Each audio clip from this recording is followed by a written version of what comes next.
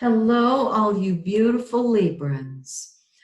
This is Maxine Taylor, and I have your June forecast right here, and it is quite lovely, as are you. So let's take a look at it together so you'll understand why I'm saying all this. It is just, well, let's start with Mars, the red planet. Wherever Mars is, that's what comes first to you. That's what you throw yourself into. That's what you fight with and fight for. It has been in your sixth house of work and health. You might have found that you had some health issues dealing with inflammation, which is Mars, or anger, or you might have been very, very, very busy at work, crossing T's, dotting I's. But your job, whatever it is, I say job because it's not a career, it's a job. It's the sixth house of work, health, and service. And so it's a beautiful placement for somebody who volunteers. Really lovely. So it's about service. On the 27th, it moves into your seventh house of partnership. And you know, Libra, you are the sign of partnership. And that's when other people come first to you, which is good because for other people, they're putting themselves first. You're putting them first. Oh, you're both on the same page. This works out nicely for you. I'm serious. You will attract people who are going to put themselves first, and you're going to go along with it. And partnership is very, very important to you. So if there's somebody special in your life, you might fight with them or for them. And Mars is going to be there into July. But I'm getting ahead of myself.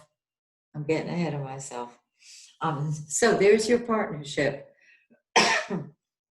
That's you. You are the sign of partnership. So let's move up to the sun, the yellow planet. That's the center of our life. And the center of your life right now is in the ninth house of the higher mind. Your principles, your concepts, not your ideas. It's the big picture. And so you may, ninth house deals with higher education. You might want to take some courses. It deals with long distance travel and communication. You might want to get on a plane somewhere and hit the skies. But this is you expanding your horizons and feeling really good about that. You're seeing a much bigger picture than you thought you were going to see before. Now, Venus, the pink planet, love and beauty and money, it is also in your ninth house. And this is lovely because it can help you travel. It blesses wherever it is. However, it is retrograde. And that means it's not going to deliver fully until after it goes direct, which it will on the 25th. Right, so that's the whole month of June pretty much. And then it's in the shadow of the retrograde. Yes, that's true. And Venus, when it comes out of the shadow of the retrograde on July 28th, will deliver.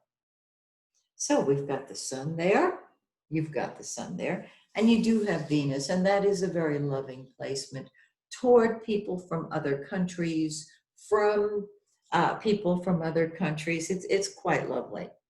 On the 20th, the sun moves into your 10th house, and you become the leader. And your career is activated beautifully. Your leadership, how lovely. Now, Mercury is in that 10th house. And wherever Mercury is, that's the blue planet, is what we think about and talk about. Yeah, and it's going retrograde on the 18th of the month.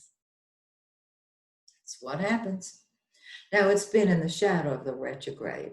And so it's not anything new.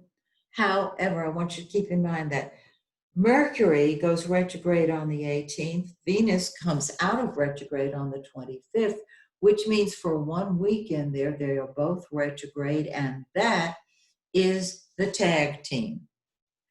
You do not want to start any new projects while Venus or Mercury are retrograde. And with both of them retrograde at the same time, you especially don't want to do that. So that's just what's so. So here is Venus and Mercury retrograde at the same time. The sun, the center of your life, our lives, is in your 10th house. After Mercury comes out of retrograde, it will deliver. Now, we have 2 eclipses in June. The first one is on the full moon. It's a lunar eclipse. It's on June 5th. Now, on the full moon, everything comes to a head. And it's in your 3rd house of communication. It's not the 9th house of the bigger picture of communication, which deals with concepts and principles and philosophies, but ideas. So that's you talking, sharing ideas. It's really great. It's in 15 Sagittarius 34. Find 15 Sagittarius in your birth chart. You might say, I don't have a copy of my birth chart. I got you covered. If you go to my website, MaxineTaylor.com, you'll see that I have a new offer. And that is, if you send me your birth data, for $5, I will send you a copy of your birth chart. Keep in mind, it's a copy of the actual chart itself. It's not a reading. There are no questions and answers. It is simply a printout of the chart. But there are grids on it, little boxes that have very helpful information and will help you identify the planets, where they are, so that you can follow along. So that full moon, that lunar eclipse on the 5th in your 3rd house. After the full moon, energy starts to wane. And 2 weeks after the full moon, we have a new moon. And it is a solar eclipse. So we got the 2 eclipses. It's in your 10th house, re-encouraging you to move into the lead slot. This will be on June 21st in 0 Cancer 21. At 0 degrees, 21 minutes of Cancer. So get ready to step into the leadership position, into the limelight. Yeah, Venus is retrograde and in the shadow of the retrograde. Mercury's in the shadow and then retrograde. And at the end of July, they both go direct. I know that's over a month away. However, you have that to look forward to. So, till we meet again, may the stars shine brightly on you and yours. Peace out.